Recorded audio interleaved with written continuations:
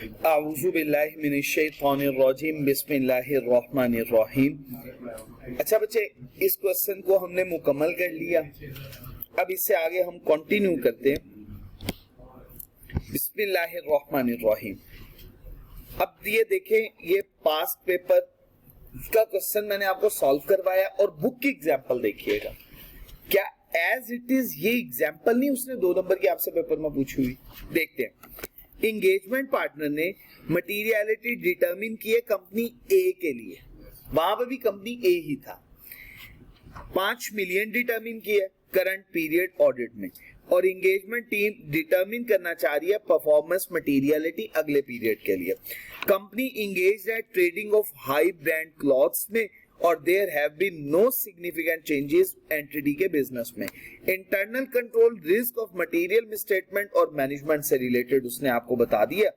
Entity has been our client for the last 5 years और uncorrected misstatement 15 lakh रुपए की है प्रायर ईयर्स की। कहता है आप डिटरमिन करते हैं परफॉर्मेंस मटीरियलिटी। तो क्या करना है बच्चे, ये आपके सामने मौजूद है 5 मिलियन, इसमें से 15 लाख रुपए माइनस कर देना है तो डिटरमिन हो जाएगी परफॉर्मेंस मटीरियलिटी। और कितनी अमाउंट है? 3.5 मिलियन। कोई मुश्किल बात तो नहीं है जी बच्ची?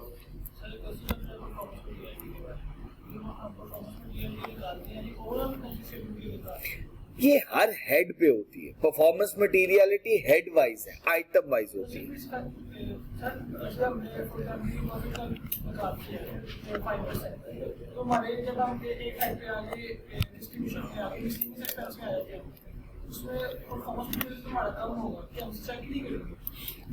देखो, परफॉर्मेंस मटीरियलिटी जैसे ज्यादातर हम लोग जब टेस्टिंग करते हैं ना, जब भी टेस्टिंग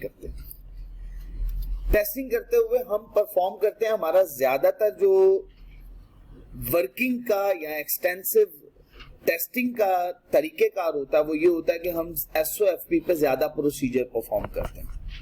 ज्यादातर एसओसीआई पे हम एनालिटिकल प्रोसीजर्स परफॉर्म करके देन फिर उसको रिव्यू कर लेते हैं।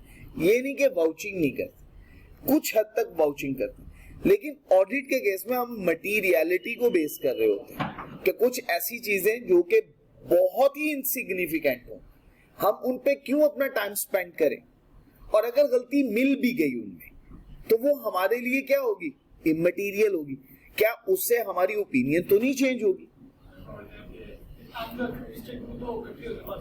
अनकरेक्टेड मिसस्टेटमेंट एक पैटी कैश है, छोटी छोटी सी आइटम्स है, कितनी की बड़ी गलतियां ढूंढ लेंगे हम उसमें से, कितनी बड़ी।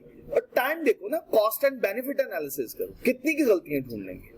एक बड़ी हाई कॉस्ट लगा के आपको बाद में पता चले कि जी 100 रुपए पूरे नहीं हो रहे, 200 रुपए पूरे नहीं हो रहे, ये मैटर नहीं करता।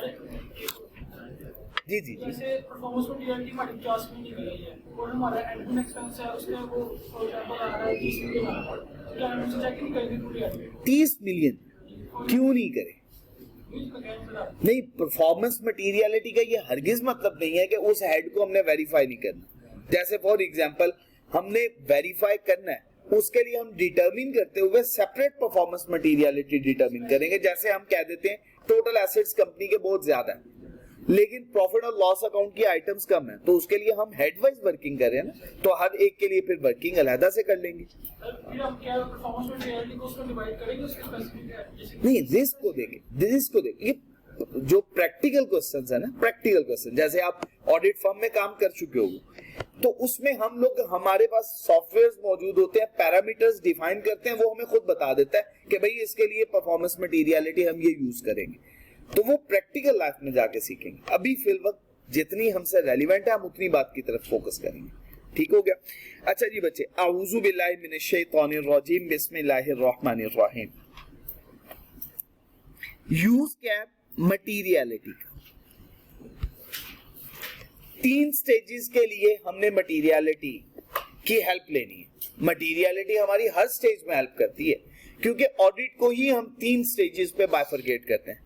फर्स्ट वन को कहते हैं प्लानिंग, सेकंड वन को कहते हैं परफॉर्मिंग और थर्ड वन को कहते हैं कंक्लूडिंग। तो हमारी ऑडिट की कितनी स्टेजेस हो गई? 3।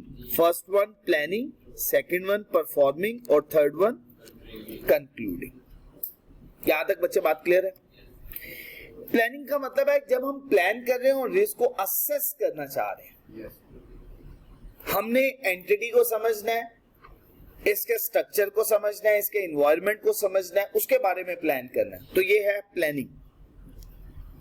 दूसरी चीज, जब हम परफॉर्म करेंगे प्रोसीजर्स, ये हो गई परफॉर्मेंस। और थर्ड वन, हमने ओवरऑल कंक्लूड करना है कि जो हमने एविडेंस ऑब्टेन किए और उस एविडेंस से हमें मिसस्टेटमेंट मिली और जो हमने मटेरियलिटी लेवल सेट किया हुआ है उसके अकॉर्डिंगली क्या ये मिसस्टेटमेंट्स मटेरियल बन रही है या नहीं, और अगर बन रही है तो फिर हमें अपनी ओपिनियन चेंज करनी है तो कैसी चेंज करनी है।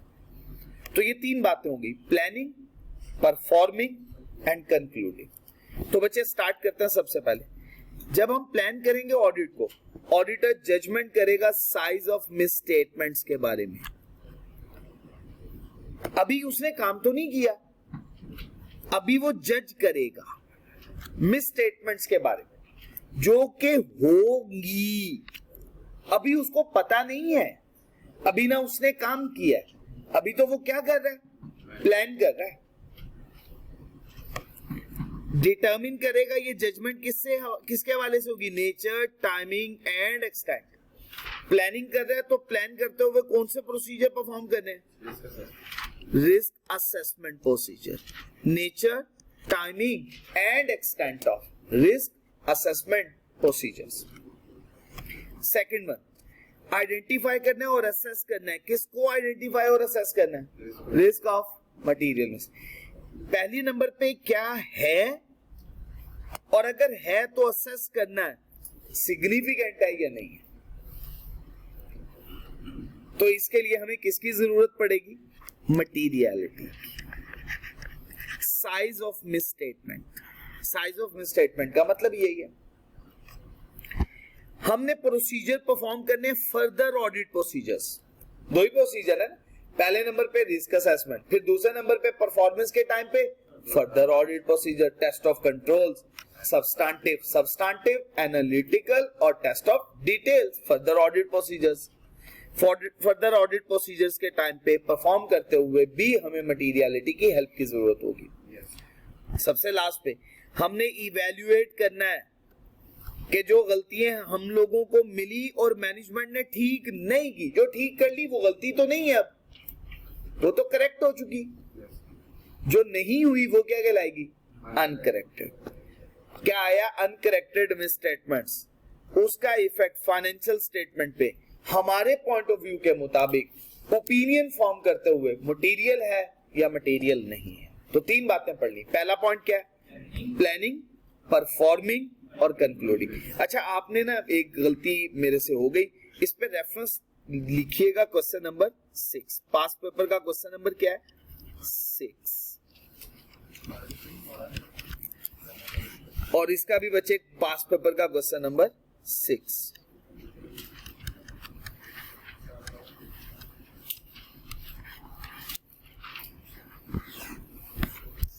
इस पे भी पूछा हुआ है ना, पास पेपर क्वेश्चन नंबर 6।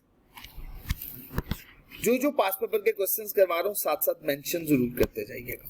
अभी पास पेपर का एक सवाल और हल करते हैं। बिस्मिल्लाहिर्रहमानिर्रहीम। Question number 14, determination of materiality level. हम मटीरियलिटी को क्या करते हैं, डिटर्मिन करते हैं। रिक्वायर प्रोफेशनल जजमेंट, और डिटर्मिन करते हुए हमें किसकी हेल्प की जरूरत होती है, प्रोफेशनल जजमेंट की। और प्रोफेशनल जजमेंट कौन यूज करेगा, ऑडिटर।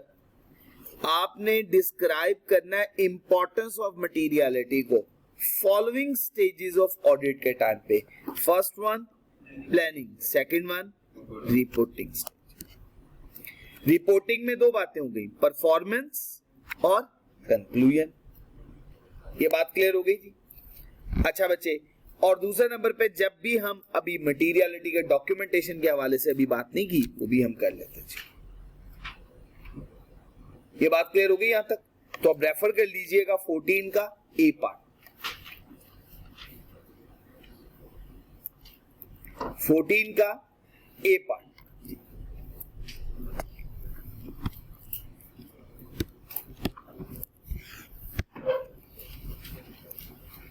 क्वेश्चन नंबर 14 उसका ए पार्ट पास्ट पेपर का।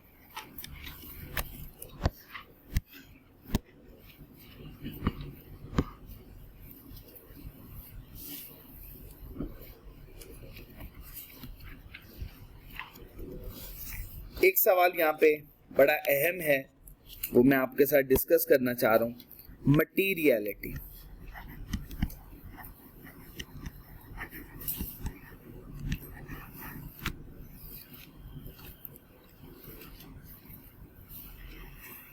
दो तरह से होती है। फर्स्ट वन को कहते हैं बाय साइज और सेकंड वन हम बोलते हैं बाय नेचर। बाय साइज का मतलब होता है अमाउंट, मतलब क्या है, क्वांटिटी।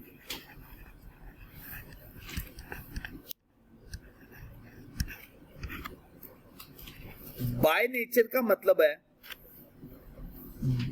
क्वालिटेटिव।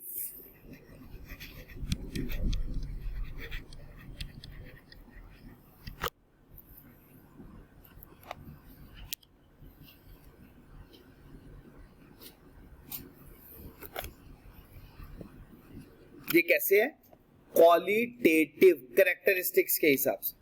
साइज के लिहाज से तो हमने बड़ी बातें कर ली, जैसे प्रॉफिट बिफोर टैक्स पे बेस करना है 5% हो गया। अब हम बात करने वाले क्वालिटेटिव पे, जैसे फॉर एग्जांपल हम एग्जांपल डिस्कस करते हैं।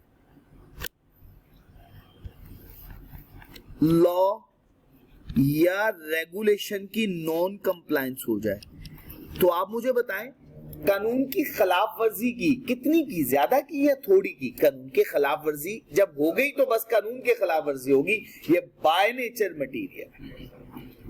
सम टाइम रिलेटेड पार्टी के साथ ट्रांजैक्शन, ये अमाउंट के लिहाज से देखेंगे नहीं, बाय नेचर मटीरियल है वो, रिलेटेड पार्टी ट्रांजैक्शन।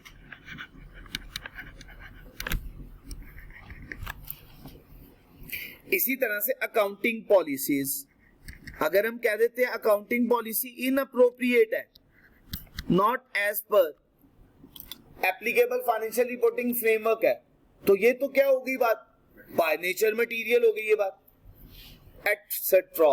ये बातें bye nature material, bye size material नहीं।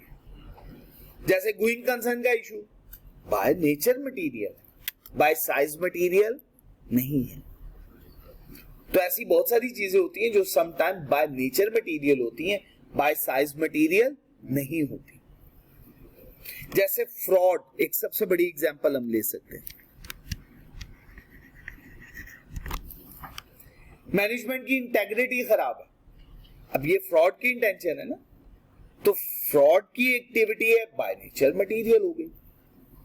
पहले भी फ्रॉड हो चुका हुआ है या कोई फ्रॉड की एक्सपेक्टेशन है, तो ये अमाउंट बाय नेचर मटीरियल हो जाएगी, ये एक्टिविटी बाय नेचर मटीरियल हो जाएगी। ठीक हो गया। अच्छा जी बच्चे, पहले इस बात को पढ़ते हैं, फिर उसके बाद पास्ट पेपर का एक सवाल मैं आपको रेफर भी करवाता हूं।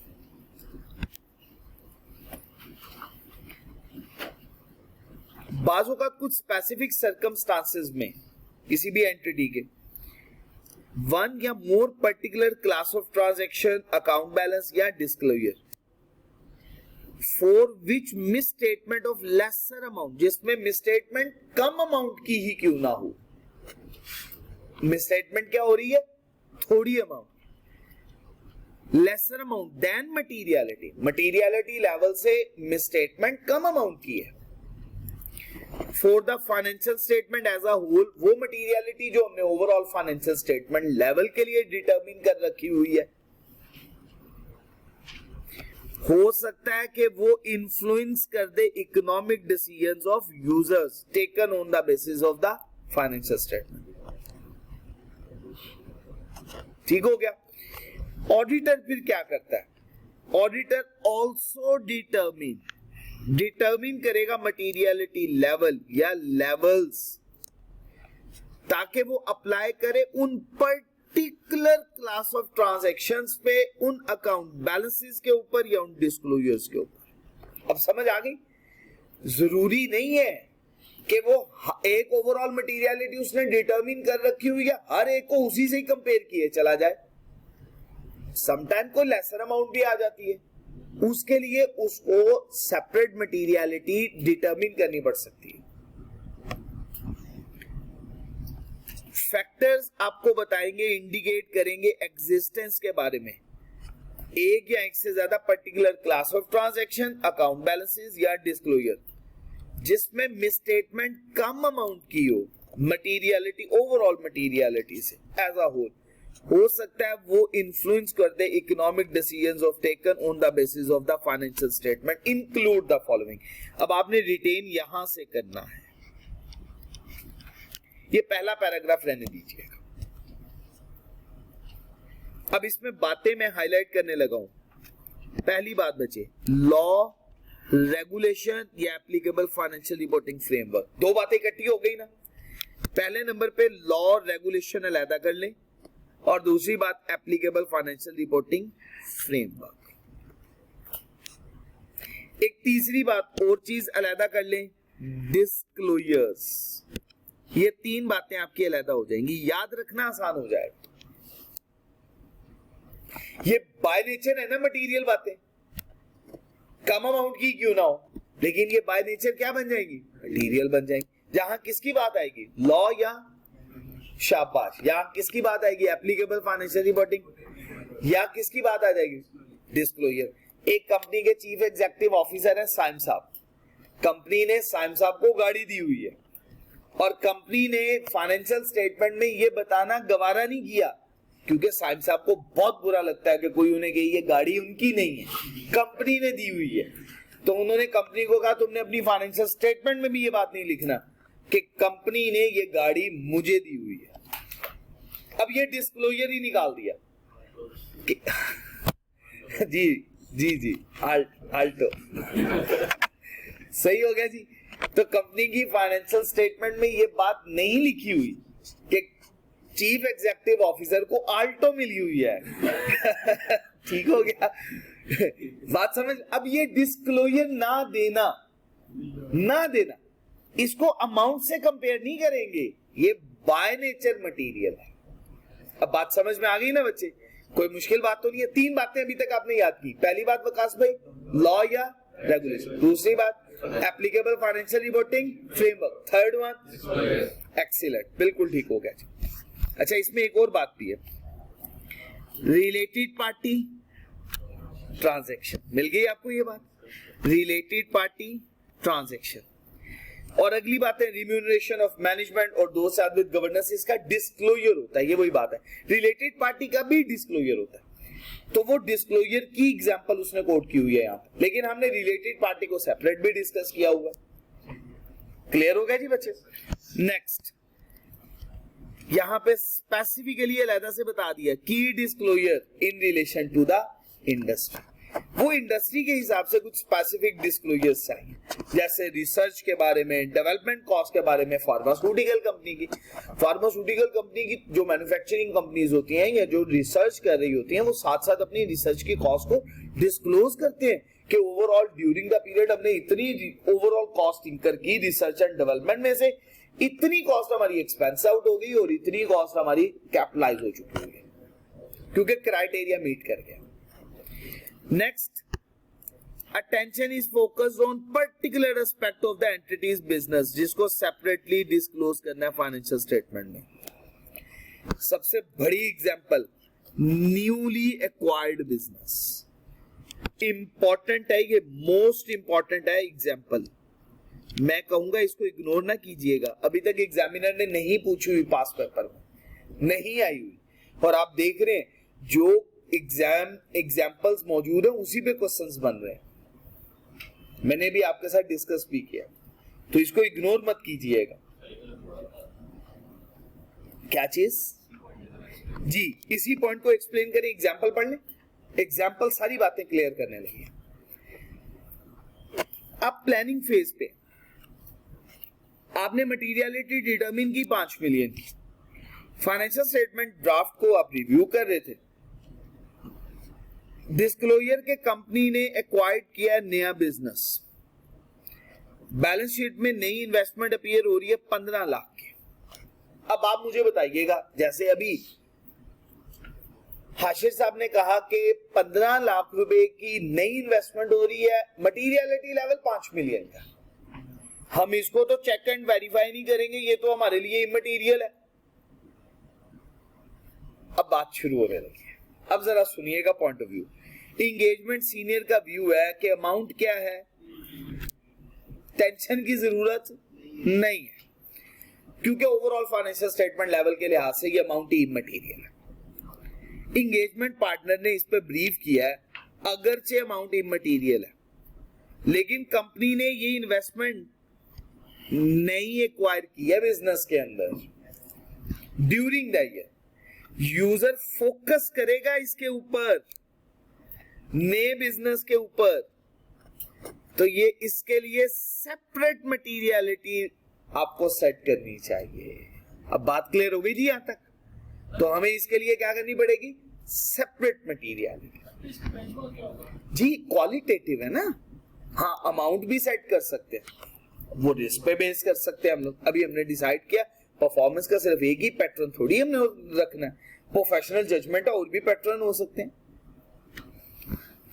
अच्छा, अब यहाँ पे बड़ी इंपॉर्टेंट बात है, यहां से ऑनवर्ड मैं आप लोगों से रिक्वेस्ट करूंगा इसको रिटेन कीजिएगा। ये आना है अब सवाल, revision of the audit progress. Audit progress को रिवाइज क्यों किया गया यासिर साहब? हाँ जरा सीधे होके बैठिएगा। ऑडिटर रिवाइज करेगा मटीरियलिटी को financial statement as a whole, और if applicable the materiality level particular class of transaction, account balance, disclosure, और in the event of becoming aware of information during the audit, जो auditor को help करेगी different amount set करने में initially. Reason क्या है, क्यों चेंज करना मटीरियलिटी में? पहली बात, चेंज इन सर्कमस्टांसेस हो गए ड्यूरिंग द ऑडिट। दूसरे नंबर पे कोई नई इंफॉर्मेशन मिल गई है आपको, या थर्ड वन, ऑडिटर की अंडरस्टैंडिंग है एंटिटी के बारे में, उसके ऑपरेशन के बारे में, फर्दर ऑडिट प्रोसीजर परफॉर्म करते। तो रिवाइज किया जा सकता है मटीरियलिटी। क्यों रिवाइज किया जा सकता है? सर्कमस्टांसेस चेंज हो गए, जैसे प्रॉफिट बिफोर टैक्स की फिगर चेंज हो गई, आपने रेवेन्यू पे बेस किया था, नुमान साहब रेवेन्यू की अमाउंट चेंज हो गई। बात क्लियर हो गई? नेक्स्ट, ऑडिटर को कोई नई इंफॉर्मेशन और मिल गई। थर्ड वन, या तो ऑडिटर की अंडरस्टैंडिंग चेंज होगी, पहले वो कुछ और सोच के बैठा हुआ था, अब उसको पता चला नहीं नहीं ये बात भी ऐसे है, ऑडिटर की अंडरस्टैंडिंग चेंज होगी। ये बात क्लियर है जी बच्चे? तो मुश्किल बात तो नहीं है, ये बहुत इंपॉर्टेंट है, मैंने अगेन कह दिया आप लोगों को, मोस्ट इंपॉर्टेंट एग्जाम्पल है, और इस हिस्से को आपने अच्छे तरीके से देखना। ये आखिरी बात है, उसके बाद नमाज के लिए निकलते हैं, फिर पास पेपर का सवाल आके देखेंगे। चलें नमाज पहले पढ़ाते हैं, फिर उसके बाद इसी से आगे कंटिन्यू करेंगे। सुब्हानक अल्लाहुम्मा व बिहम्दिक अशहदु अल्ला इलाहा इल्ला अंता अस्तगफिरुका व अतूबु इलैक। अस्सलामु अलैकुम व रहमतुल्लाहि व बरकातुहू।